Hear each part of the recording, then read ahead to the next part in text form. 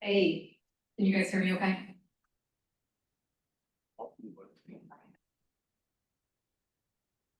Yes, we could hear you on virtual. Okay, do you hear me on virtual? Yes. Fantastic.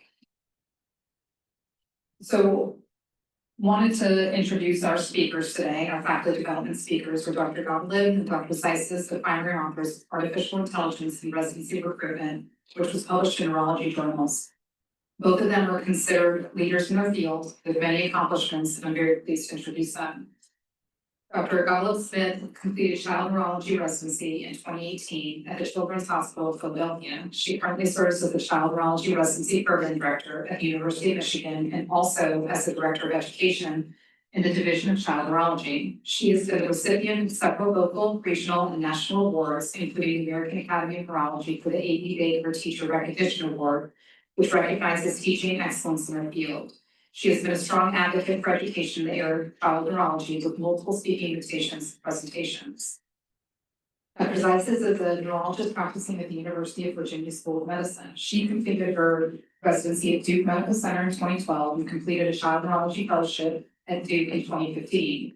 She currently serves as the child neurology residency program director and is the graduate medical education director of COACH at the University of Virginia.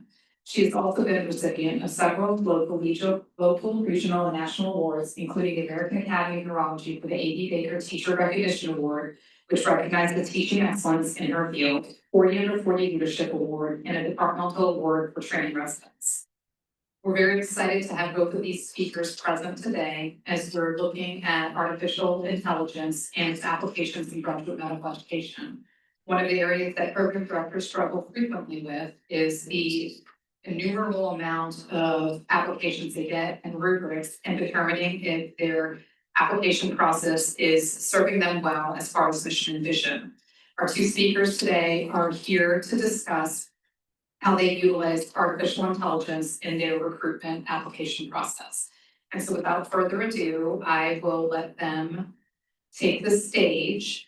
We will have opportunity for questions at the end as they get through their presentation. And please remember, utilizing your devices and making this interactive will make this the most beneficial. Thank you so much for having us.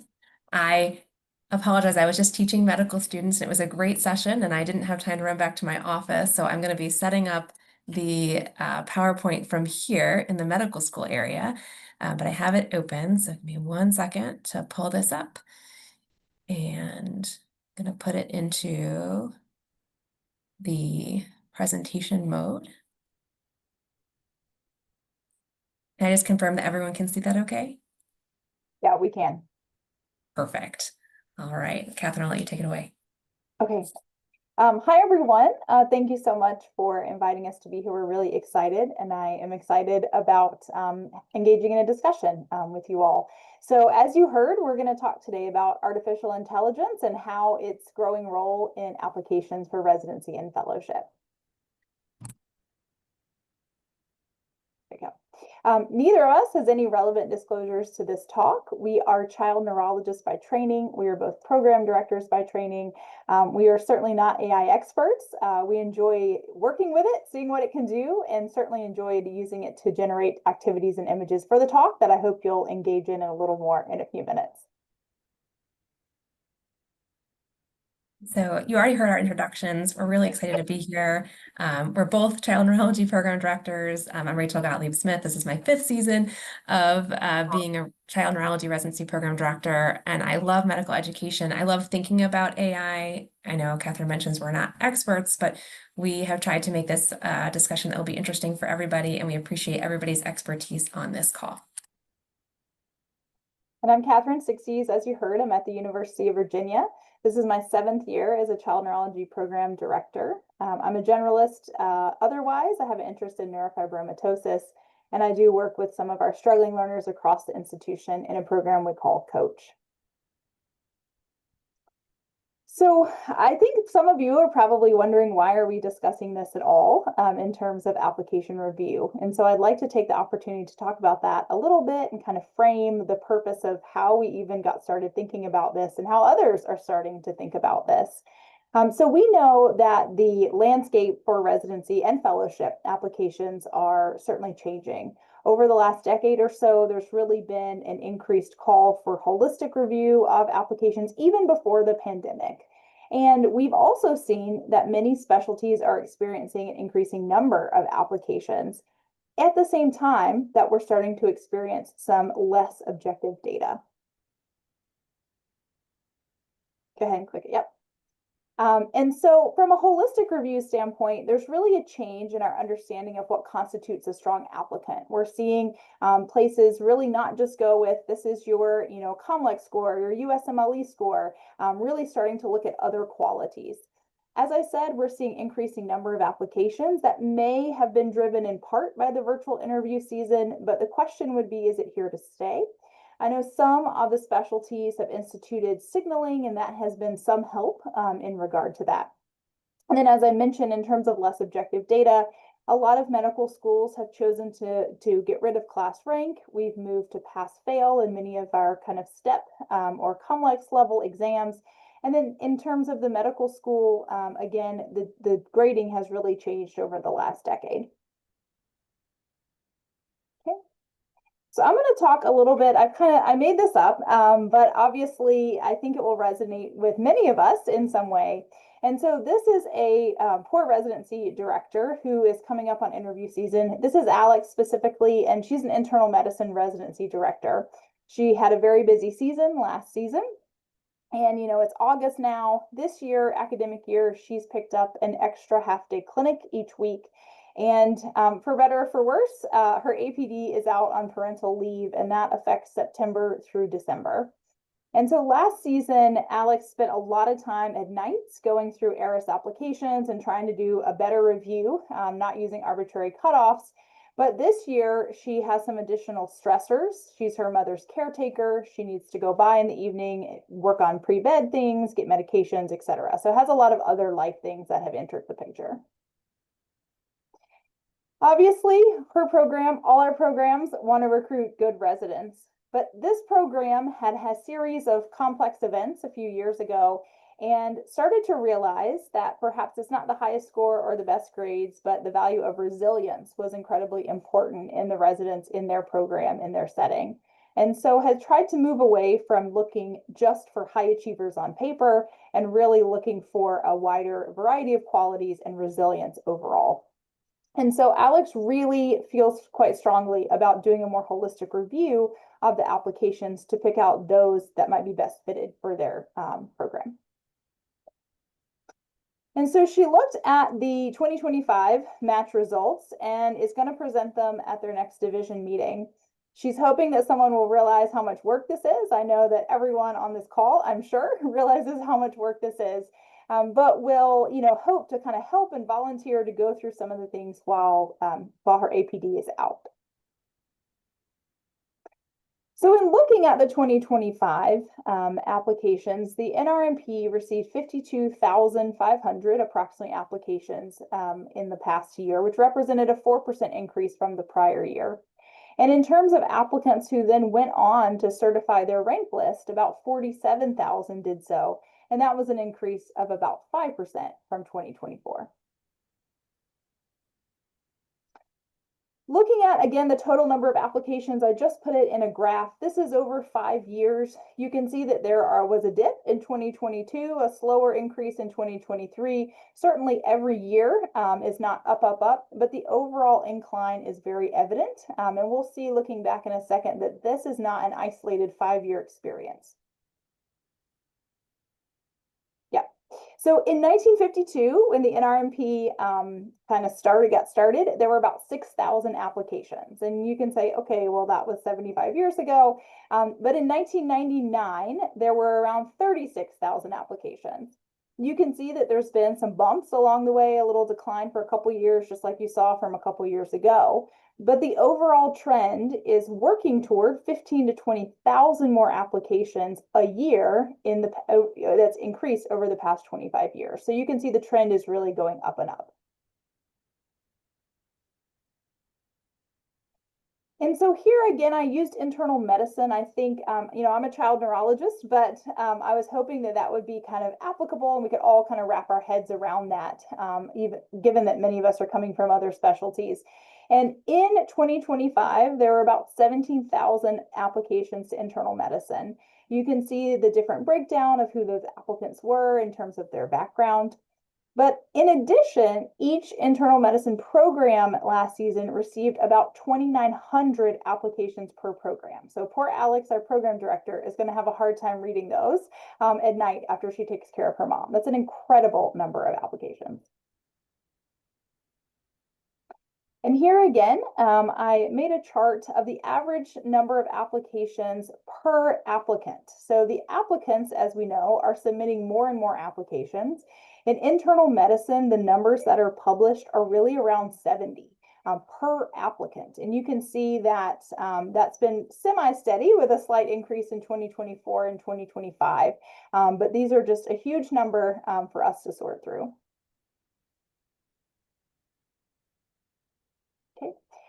And again, in graphic form for the visual learners, I'm a visual learner, the average applications per program, again, in a visual format over the past 5 years, this year is yet to be seen, really averaging around 3,000 a year. So last year was actually a down year. The year before was quite a bit over 3,000.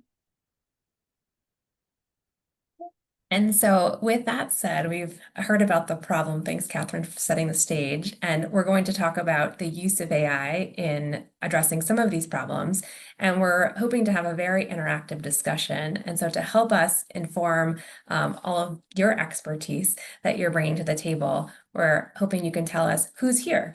So if you can join this Slido, you can either use the QR code or type in the slido.com number. When you go to slido.com, please tell us what your role is. You can select more than one because I know many of you might have other roles. And you can also select other if we don't have your role listed. We know there's others who are joining this call as well. And if you feel comfortable, please put your role in the chat if it's under other so we can know who else is here too. So I see people are filling this out. If you have any issues, let us know in the chat and we can hopefully address it. But we'll give you another moment to fill out who's here at the virtual table, and then we'll take a look at the results so we can understand them together.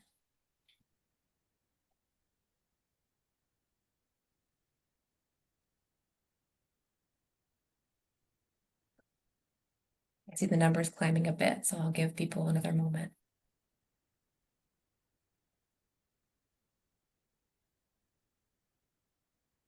All right, you can keep filling out, but just to get an early view of the numbers here. I see a lot of program directors or associate program directors, program coordinators, administrators, and core faculty, DIO, associate DIO, and other GME positions listed here. And then if you selected other, I see quite a few people selected other. If you'd like to put your role in the chat so we can all know where you're coming from too and who else is at the table, that would be great. So a lot of people bringing different background and experience, and we'll have people use that experience to inform our discussion later. And the second background point would be, have you used AI in application review already? And so the options here are yes or no with some qualifiers. So for those of you who answer yes, we'd love to hear about your experiences and expertise in that. And then for those of you who are answering no, you have different qualifications, whether you would like to use it in the future or no, you wouldn't think it's inappropriate. And we'll see if anyone's opinions change over the course of this talk. This might impact the answers as I see people inputting the answers, but I will just mention that some of the tools that many of us have used already in terms of Thalamus, specifically the Cortex screening application tool and residency CAS, do use some AI. It's not quite the AI that we're going to talk about in this talk in terms of the extent of the AI, but they already have incorporated some of the AI tools into those. So some people may have used it in those systems, even if you haven't used it outside of those screening application systems. All right, I'll go ahead and show the answers and then we can go ahead and you can still answer if you'd like to. So I see no one has answered yes so far. So that's interesting. So hopefully we'll have a discussion about that today. And I see a lot of no, but I would consider it, or no, but I would like to, and some people who are a little skeptical. So perfect, that's a great spot to start. And we're going to have lots of discussion about AI in just a moment of using it. Let's start with our learning objectives for what you'd like to get out of this. So we've set the stage for the problem. And by the end of this, we'd like for us all to be able to explain how AI may be used in application review and how that may benefit that residency program director in distress, and hopefully all of you, including thinking about increased efficiency and automation of the processes. We'll also focus on how AI may affect fairness in resident and fellow recruitment. And we'll make sure to focus on some of the pitfalls that we can have using AI for application review. So as we've mentioned now a couple of times, we're not AI experts, but we did want to mention a few types of AI to make sure we're all on the same page. I think of AI in these two big categories. It's a little bit of an oversimplification, but as a big picture, you can think about generative AI, which is the AI that's used to generate new content. So that's things like ChatGPT when you ask it to generate content back for you. And then predictive AI, which can use prior patterns in the data, often using machine learning, where the machine will kind of learn over time by itself, and then can predict future outcomes based on those prior patterns in the data. And for application review, you can incorporate both. So for example, for predictive AI, you can show AI past applicants who are successful. It can use a predictive model to then predict applicants who will have the same outcomes. And for generative AI, you can use a large language model to analyze unstructured text and can summarize that back for you to make it easier for you to then review applications. So both of these have roles in AI use for application review. And I'll turn it back to Catherine to talk about some of these more specifically. All right, so how can we actually use some of the AI tools? And again, why? So time, as you know, is very limited. The time that we get the applications and have access to them, and then the time in which we want to turn over and start doing our invitations is really quite short. And that's true even for specialties who have kind of started a universal offer date. It's still a pretty short window.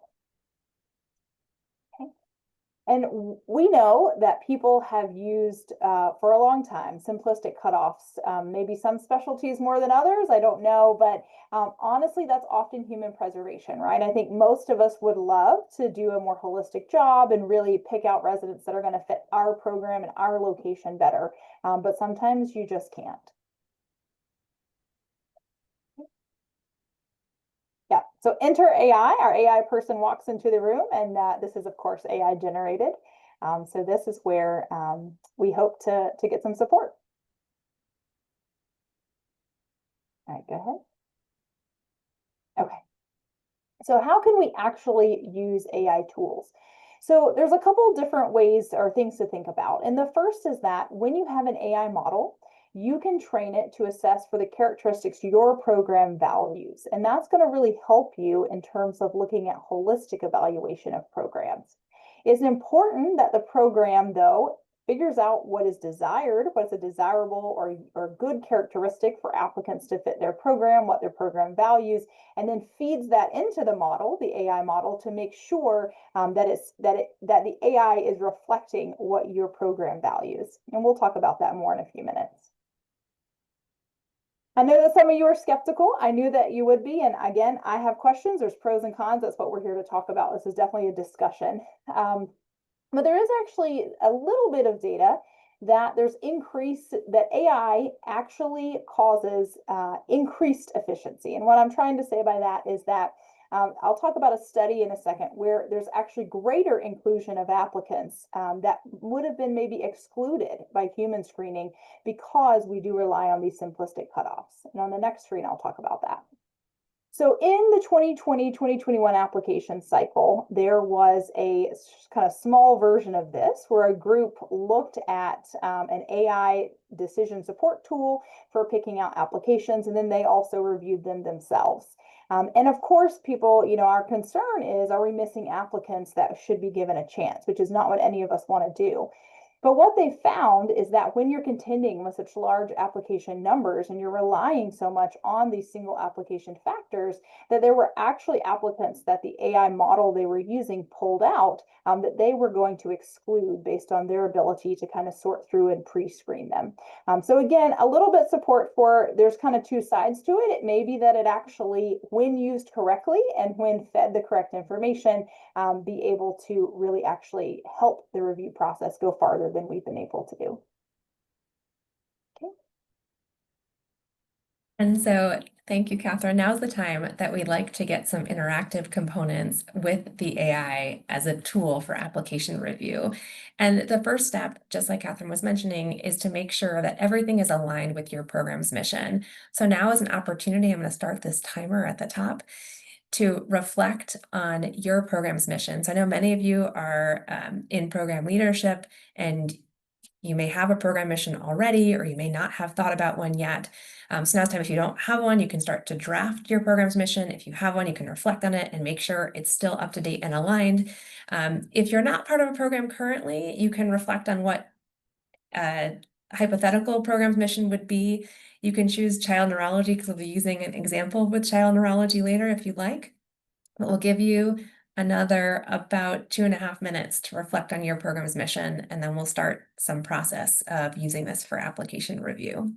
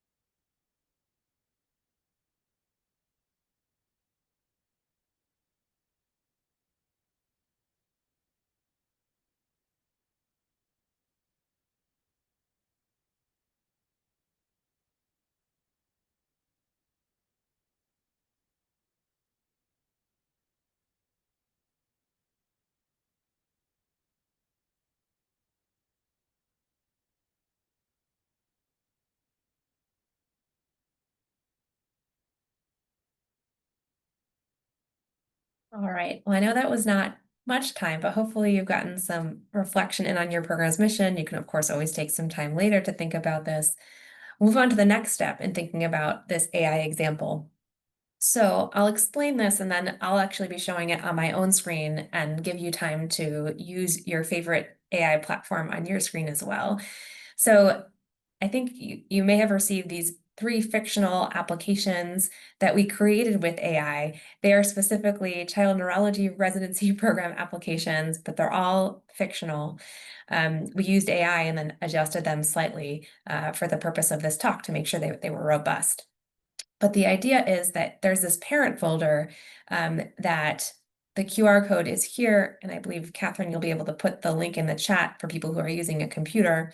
And the parent folder has the 3 fictional applications in it, as well as AI prompts that we've generated for the purposes of this demonstration.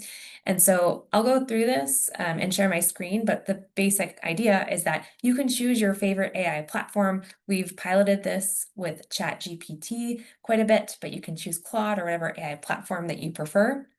You can enter the prompts that are in the AI prompts Google Doc into your AI platform.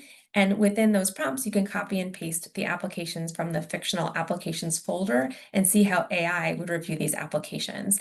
Now, hopefully you've had some time to review the applications yourself, so you know how you would rank them from a human perspective. And you can see how AI may align with that or may not align with your application review. So I'll go ahead and stop sharing my screen. Catherine, were you able to put that link in the chat? Perfect. And then I'm going to reshare my screen with the AI application tool. So give me 1 second to reshare.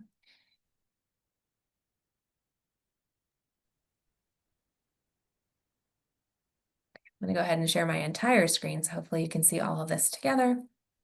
And so here's the Google Drive folder where you have the fictional applications and the AI prompts.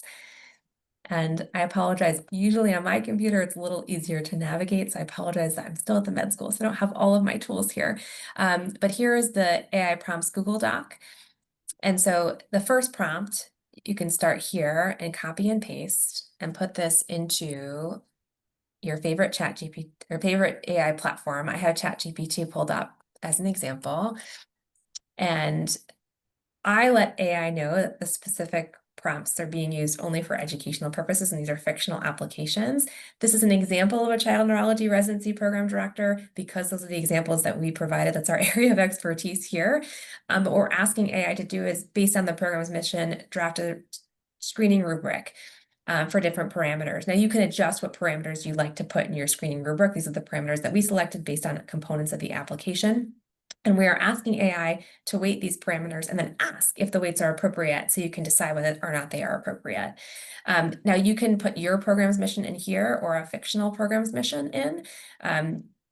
If it's specifically weighted to a different specialty, you can of course adjust that to meet the needs of child neurology for the purposes of this talk. So I will put in an example. Program's mission is to train child neurology leaders who excel at patient care, advocacy, scholarship, and education. And so what I'm going to have you do is you can work on this on your own computers as well while I'm doing this. I'm just going to show you how it will look on my screen. And for any of you who aren't able to follow along, you can just follow along on my screen. But please play around with this on your own screens if you're able to. So go ahead and AI will then give you some content back based on my program mission that I put in here. It'll give a rubric.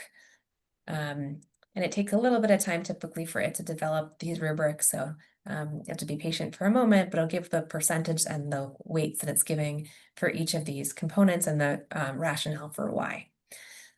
And so then for each of you, as you're doing this on your computers, you can then look at it and say, I agree with these weights. This seems appropriate that USMLE scores are 20%, or no, actually, I don't want to weight USMLE scores that highly. And I see this also, if you're using COMLEX scores, you can put COMLEX in here, for example, and say, oh, I actually want you to use COMLEX scores instead of USMLE scores. It's asking me for some rubric scoring sheets, which you can then add if you'd like. But you can say, no, that's fine. And then once you're happy with the rubric, then you can put in score the following applicant based on the established rubric. And so I'll pull up a fictional application here. And so I'll just go through this here, but please do go through on your own computers and update this and see what it comes up. So I'm just gonna go ahead and put in all these applications and let it go ahead and use the rubric to score the applicants. If anyone is having any issues, if you want to go ahead and put that in the chat, we can troubleshoot as you're going through, and then we'll be reflecting on this together as a group at the end.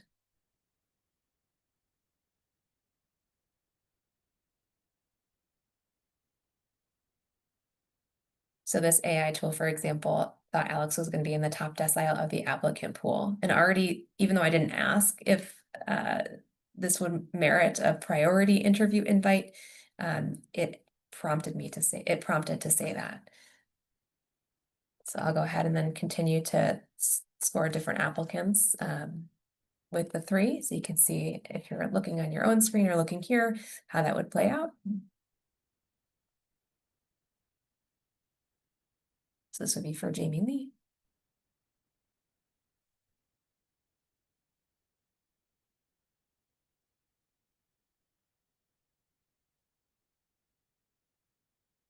I don't see any particular comments in the chat, so hopefully people are getting the screening rubrics on their own computers as well. And if you have a moment, you can look to see, sometimes they might look very different than the screening rubric that it came up with for me on my computer. And I will say that each time that I've done this, it comes up with a slightly different, although fairly similar, but slightly different interview rubric as it comes up. So I will put in our last candidate into here as well.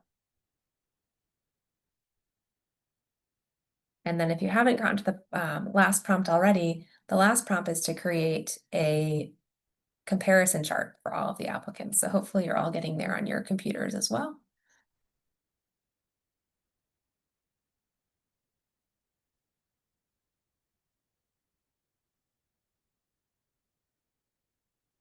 And I'll also emphasize again, these are fictional applicants, so you would not want to go put your actual applicants in the ChatGPT platform, which is not the general ChatGPT platform, which is the publicly accessible one that I'm using, which is not, you know, a login platform, can use any of the information that I'm including for the purposes of improving the AI platform, so it's not FERPA compliant. It's actually prompting me to create a side-by-side comparison chart already, but I will go ahead and put in the prompt here that we have for this too. And so it would include the rubric scores and a summary ranking with narrative information.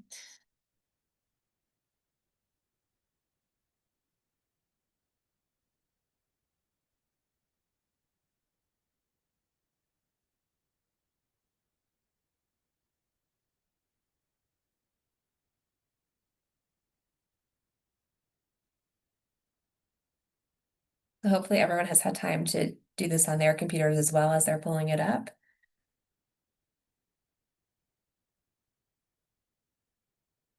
And you can see here, this rubric score slightly weighted Alex Johnson higher than Sam Patel as the third applicant and weighted Jamie Lee as the lowest of the three applicants. And it's going to give us an information about why here in the final recommendation summary and the examples of the fit for the program mission.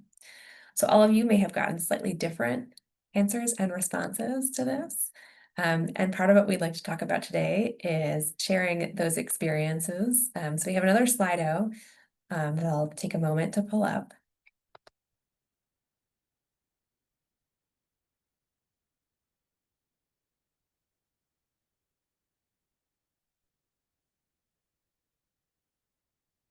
And we'd like for you to reflect on the AI exercise. Now, some of you might still be playing around with the system. We'd like for you to reflect here, this is an open-ended text, about, you know, was the experience similar to reviewing applications in the traditional format by hand with a human version as opposed to an AI version? Were the outcomes similar? What were the pros of using this AI tool? What cons were there to using this? What concerns do you have based on the system? Were there any challenges? Any other reflections that you have? So as you're finishing playing around with the system, we'll give you some time then to comment about your reflections here. And while people are reflecting, I'll mention a few of things that came up. So many of you may have had this experience. If you put in the sequential applications like I did, it can't compare all of them until the end. And so it can't adjust the rubric until the end. So I've had experiences where it will often experiences when I do this, where it will weight applications a little bit differently until I create that comparison chart at the end, and then it weights them in comparison to the others. And so that's something to think about as you go through this AI exercise, whether you put them all at the same time so it can weight them comparatively. I've also had experiences where it has weighted a USMLE score inappropriately based on its own rubric, and I had to comment and ask AI why it did that. And then it told me it made a mistake and then fixed it.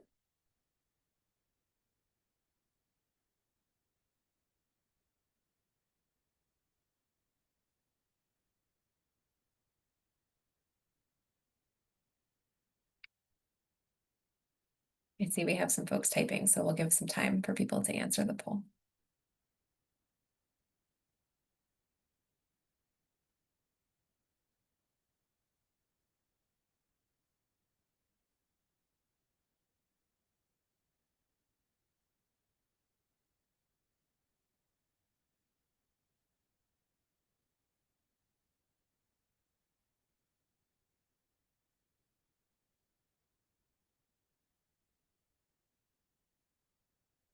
So please still go ahead and type some responses. I'll show the responses that have come through already so we can start talking about those. Oh, let me pull this back up here. So unable to input watching is interesting. Creating a rubric to address all the items and weight them would be interesting. Privacy concerns on putting in student exam scores, concerned about how to compare different schools' GPAs or class rank. That is really interesting. So one of the concerns I'll talk about, as people can continue to type in, privacy concerns are a big deal. So this is, as I said, this is the ChatGPT version I was using is not FERPA compliant. And so you have to make sure you have a closed AI system. And that needs to have what's called, at least from the AAMC, enterprise grade security. And so making sure you work with your IT team if you're thinking about implementing a system that incorporates AI. Here at the University of Michigan, there's a University of Michigan specific UMGPT, and I would still need to check. We're not planning on using that. I would need to check with our IT folks to ensure that that was not just FERPA compliant, but compliant to the standards of what would be needed to use ERAS applications. And then interesting to concerns about how to compare different schools' GPA or class rank. That's a concern we have with human review too, and it's interesting to see how AI would handle that. It's another comment. It does pull and score the information we look for in applications, but was much faster. So that's getting at the efficiency piece and helping that residency program in distress. And I see maybe faster, but still to check each applicant for accuracy. And we'll talk about the need for a human check to make sure that we're avoiding bias in this as well. And then ERAS restrictions. So I know some people are still kind of working on the AI platform. Would anyone like to, you can unmute and comment about different other experiences that people have had. I'll stop sharing for a moment so we can see everybody on the Zoom. Are there other experiences people would like to share about those points that we talked about efficiency or privacy concerns, or other points that people learned or brought up?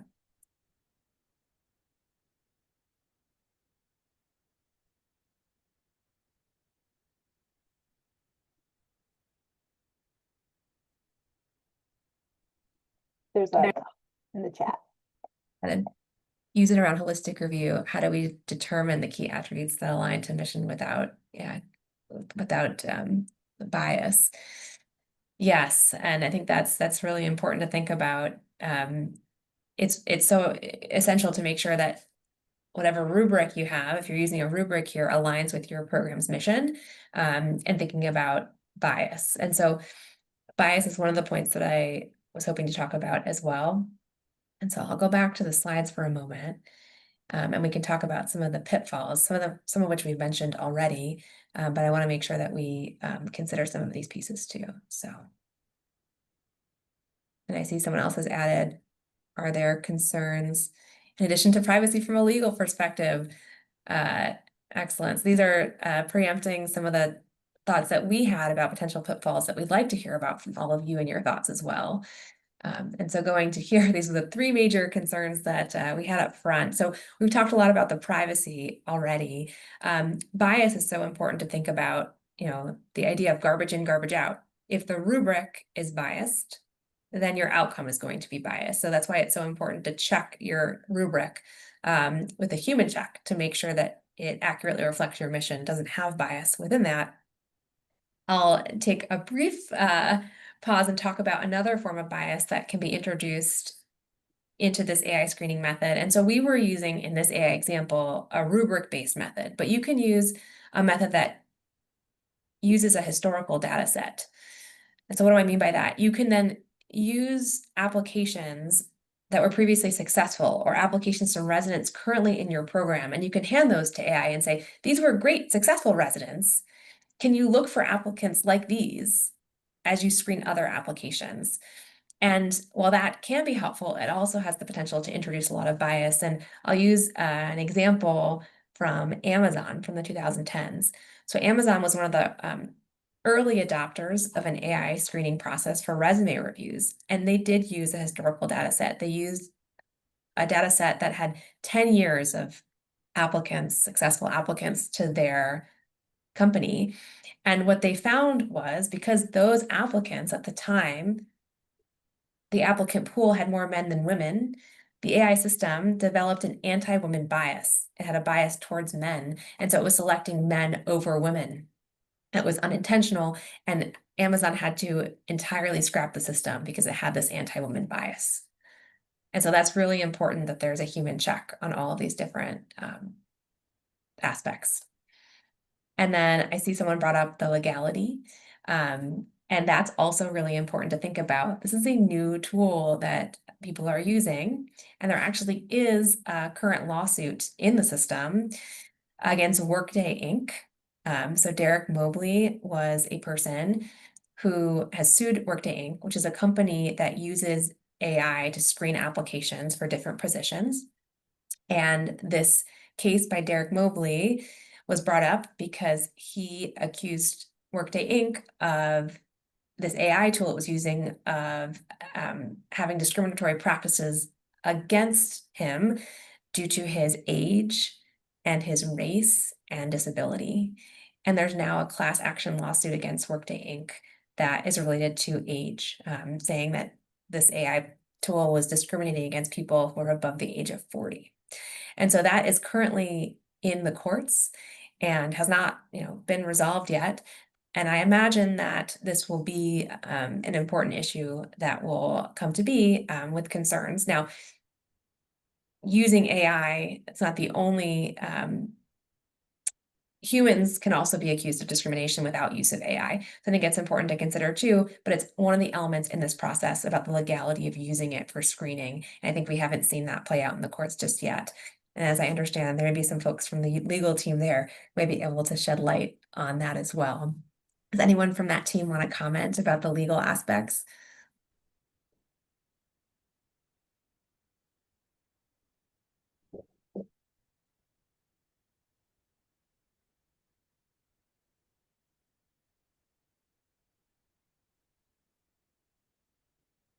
They may or may not be on, but it's something that's important to think about as we use these tools.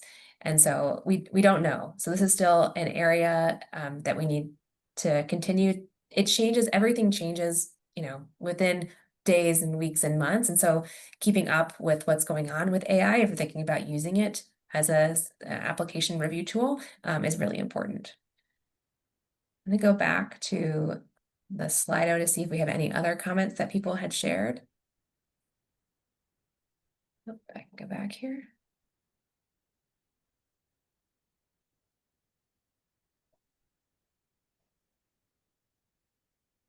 I see similar thoughts coming up too. And so, oh, the one in the chat as well. Yeah, Dr. Bray said one concern would be user agreements with ARIS, residency CAS, match participation agreement says no use of NRMP data in AI tools. So those are important to think about. I'm imagining that Cortex, probably because they already are incorporating AI tools, has a particular use agreement with the NRMP. And so it would have to be disclosed to the NRMP in all the tools and discuss the NRMP in terms of that.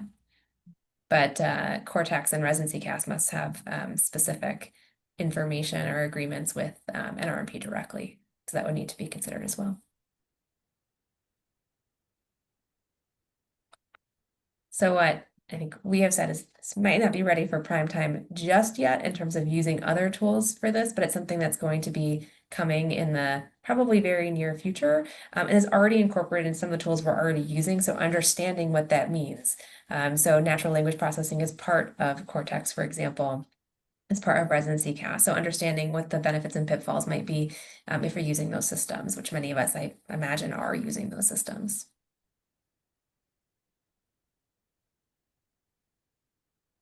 All right, well, I'll turn it to Catherine in just a moment. First, we wanted to make sure that we think about some implementation tips. If you are thinking about using this, if it is allowed by the NRMP in the future, and thinking about even when you implement this within a system like Cortex or Residency CAS, it's really important to think about your program's mission, like we talked about, and create a rubric that's reflective of your program's mission and evaluate it for bias. And if you're using a historical data set to help inform the system, which I don't believe is allowed yet with Cortex or Residency CAS, but potentially might be for future AI tools if they are allowed, you have to then do a human review and think about what is the bias that this historical data set might introduce and how can I make sure to mitigate that bias? We talk here about updating your rubric yearly, right? Things change and you might need to update your rubric as well as your historical data set if you're using that every year. And really important to have a human audit with a human check for a subset of applications to review. So these are really important things to consider as you are thinking about implementing this for the future, whether it's in or outside eventually, again, with NRMP permission of a residency screening application tool. And now back to Catherine. Awesome. So just to piggyback on what Rachel was saying, I do think we're going to see more and more incorporation. We're already seeing the tools that are allowed starting to incorporate AI. And so I think there will come a day in a very short time from now when maybe even more is incorporated. And I do think kind of understanding the pitfalls is huge. So as these models are becoming implemented and becoming more widespread in the tools that we're given for residency applications, we really do need to make sure we're evaluating the model's impact on fairness. Is it mitigating bias because we as humans are not reviewing it, or is it increasing bias? And I'm really glad you told the story about the Amazon. I don't know why that always sticks in my mind. And so I think that's a very telling problem. It could potentially at some point, if this, takes off over time, be important to have specialty specific tools. Certainly the qualities that you're looking for in a surgeon are not the qualities that you're looking for in a child neurologist. So they're really very different. So that could be helpful as well. Okay. And so, again, just to kind of reiterate, probably the most important points is that we have to continue to reevaluate what's going on. And that goes in both directions. So the first is that, yes, humans have got to check the model. We don't have to check every application if we are to the point that we feel like the model is good, but periodic check-ins to make sure the model is still running correctly and that it's not kind of going off track is extremely important, because when you're talking about an AI tool, you're talking about this systemic bias, right? Every single application that you looked at that year was affected by that bias. But it's also equally important to remember that we are incredibly fallible as humans, and that it's important to make sure that the rubric that we put in 3 years ago still matches what our program needs and desires in terms of applications. So that piece is also important to make sure it's updated. So certainly there are pitfalls. We've heard about legality, bias, current kind of regulations. But I do think there's potential for AI in recruitment, and I do think it's something we'll hear more and more about, especially as some of these developments are incorporated more into tools we're already using. And I think with that brings us to the end of our presentation.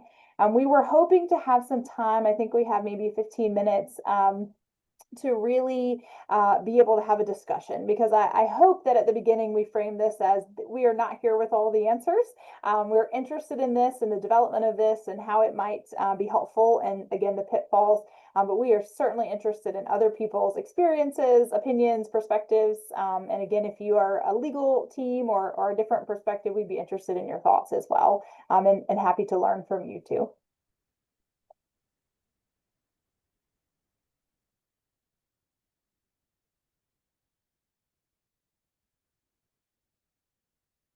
Dr. Bray, as our NRMP expert, I was hoping we might be able to hear more about the thoughts of the NRMP about the use of AI tools. I know you mentioned that in the match participation agreement, but it'd be helpful to hear more about that if that's a conversation that's been happening on the NRMP side.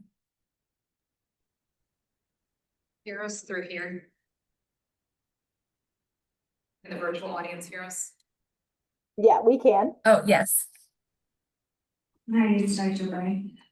So I think you have to look at the match participation agreement. So NRMP data, so the data that you get as a program through the R3 system or through the participating in the match annual report data, in your match participation agreement, it says that none of that data can be fed into any type of AI system. So that we're going to set that aside. The second thing, and that's why I put in the chat, I don't know what the user agreements say for ERAS and for residency tasks, if they have any of these AI statements in there, what can be used and what can't be used. NRMP in their policies say that, we, in the code of conduct, it talks about a holistic review, it talks about consistency in process and transparency in process. So they wouldn't really necessarily have a position one way or the other of how you screen your applications, other than it needs to be consistent and the community has a right to know how it's occurring through that transparency. I think one of the things that I don't think you guys said it, but when we were emailing, I had put in there, there's currently a class action that's been filed against a large HR AI bot that is being used by a lot of different companies to screen resumes. And so, and the accusation is that basically it screens out anybody over the age of 40 and won't recommend them as being qualified.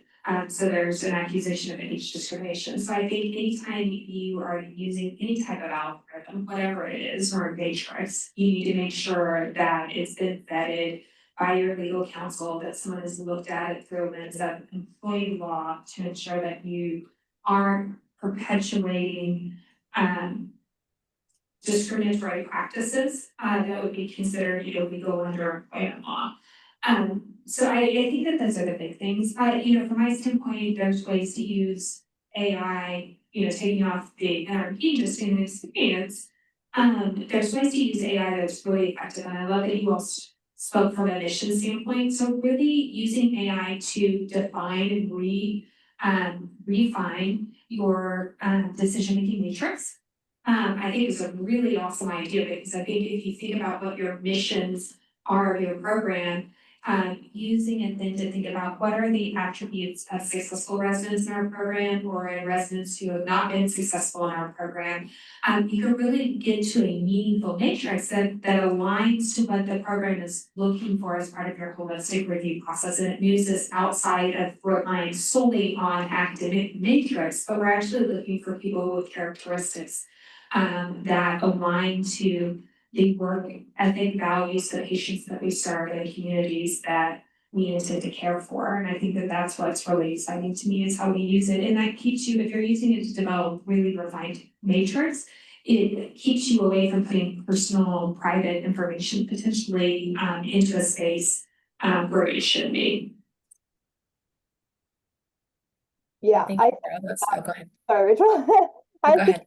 the development of the matrix is actually huge, because that's certainly something that, all of us have something that we base our application review, or our team goes through and uses a matrix. And so even if you're doing in-person review, if that matrix does not reflect what your current really values are, then you're not, even with human screening, getting the applicants that you really need. So yes, I think there's different ways. It's not just the head-to-head comparison of different applications. I think there's all kinds of ways that AI can and will start to sneak in to this process. The other thing that it can be used for, that I think again would be really useful, is inter-rater reliability. So we all know usually it's not just one person who's screening applicants. So you can get improved inter-rater reliability in that application screening process. You can also use it to potentially look at how different interviewers are scoring, to look to see if you've got variation in your process, or if people are being consistent in kind of the fidelity of what the program says it is looking for in candidates. I think that's a huge point. I know in our program, we're a child neurology program, and so we're much smaller in terms of faculty than maybe an internal medicine program. And so I know just from looking at it for 7 years that, if so-and-so gives a 5, that's the end of the world, versus so-and-so always gives a 5. So I can kind of start to adjust for that in my mind, because I have such a small group that I work with that I personally know them. But if you're truly relying on, averages from faculty, because 50 faculty are involved in your application, then you really lose all sense of kind of what's what. So I agree, again, kind of focusing on even the human versions that we've been doing. I think there's a huge application for fairness and really kind of reducing bias. Yeah, I'll just echo that. And so I'll mention that the AI prompt that we used to develop a screening rubric, you can certainly go ahead and take that and modify that to help if it's helpful for you to update your rubrics if you like, or you can, of course, feel free if you want to put in your own rubric. Again, the data that you share with ChatGPT can then be used to share with the wider world. But if you don't put in any information about your particular program, you can add in a little bit of that rubric and use it to modify your existing rubric to help with more holistic review.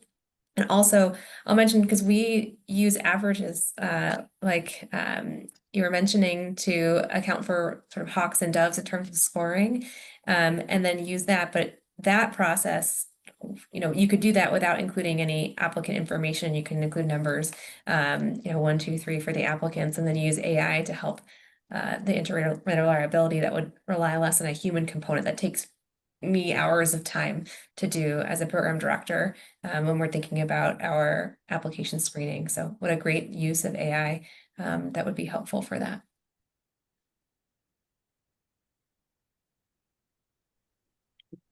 Are there other comments or reflections about thinking about the AI use?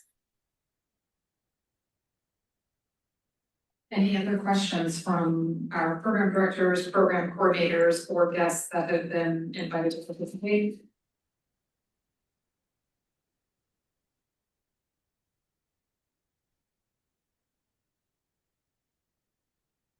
I'm not seeing any on the chat or any raised hands.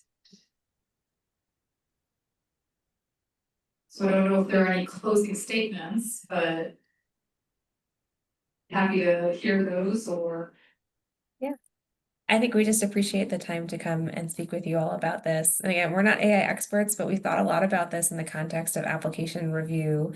I think we both think this is this is one of the tools that probably will be coming and becoming more commonplace, and it's already being used, just so everyone knows, it's already being used. We had been talking about how Thalamus just had another agreement with an AI vendor, and likely will be increasing its use of AI in the application review process. Of course, they'll need to think about the ERAS user agreements with that, but that's something that's coming, and so we want to make sure everyone thinks about how it can be helpful, and also the potential pitfalls that we understand what we need to think about when we use this, and make sure that we are doing holistic review, evaluating for bias, thinking about privacy concerns, and of course, thinking about the legal aspects and the concerns that have recently been raised with AI tools and discriminatory practices. So we appreciate the time, and thank you all for being here. we appreciate you guys too. I think it is a ever-changing world, and I think we're going to see more and more of this integrated into our practices, expanding beyond even interview practices. So really appreciate you.